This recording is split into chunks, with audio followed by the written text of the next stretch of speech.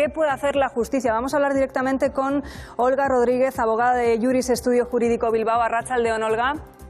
Ane, ¿qué tal?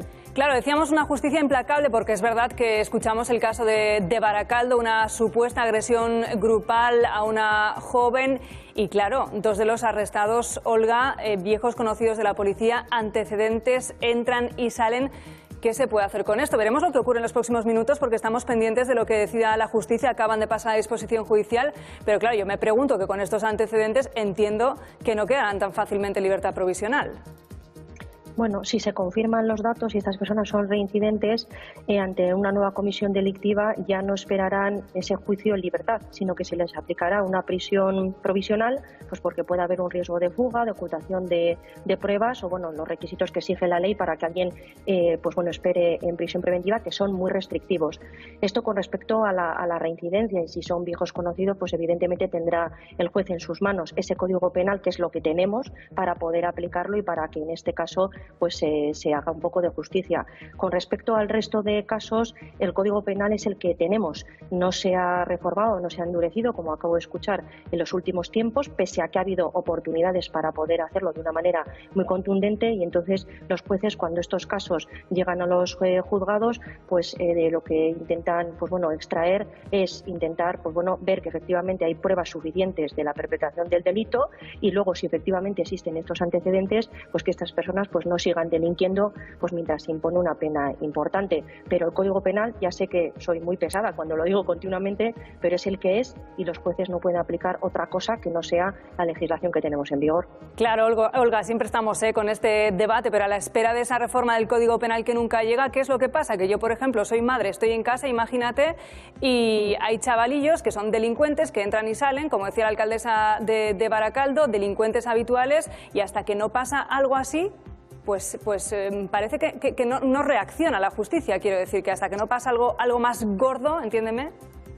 Sí, pero es en todo. Si os acordáis, por ejemplo, cuando hay un atropello en una calle, pues porque no hay la señalización adecuada, pues hasta que no se produce pues un fallecimiento de una persona mayor o de un niño, pues no se pone el semáforo correspondiente. Digamos que los poderes públicos siempre van dos pasos por detrás y luego pues bueno, tiene que haber muchas víctimas que por el camino pues paguen estas consecuencias de una legislación no adecuada a las circunstancias actuales, porque es muy cierto lo que acabáis de comentar. Hay una situación social muy propensa a que todas estas cuestiones se normalicen. También por parte de los juzgados se requiere de una formación en violencia de género para poder identificarla y aplicar medidas que realmente sean positivas para las víctimas. Y también no nos olvidemos de las víctimas, porque estas personas que ya pasan un calvario para bueno, pues animarse a presentar la denuncia, tener que dar muchísimos datos durante esa interposición de la denuncia, posteriormente comparecer en un juicio, y si luego encima se les va a revictimizar y los procesos se van a eternizar porque encima tampoco tenemos miedo, pues como bien estáis diciendo, pues hay mucha gente que no se atreve ni siquiera a dar el primer paso, y por lo tanto las estadísticas no son ni siquiera ni reales, ni las que son, digamos, las que todos sabemos que existen. Entonces, pues mientras tanto, digamos que una inversión suficiente en los medios jurídicos y judiciales pues podría paliar esto pues hasta que se reforme de una manera pues muy esperada el Código Penal. Claro, es que muchas veces, Olga, parece que es la propia víctima la que se tiene que enfrentar a la justicia y no los que cometen este tipo de atrocidades. Veremos qué es lo que ocurre, pendientes estamos, insisto, de Barakaldo, pero es verdad que desde la manada, lo estábamos comentando aquí también, se han endurecido, por suerte, las leyes en este sentido.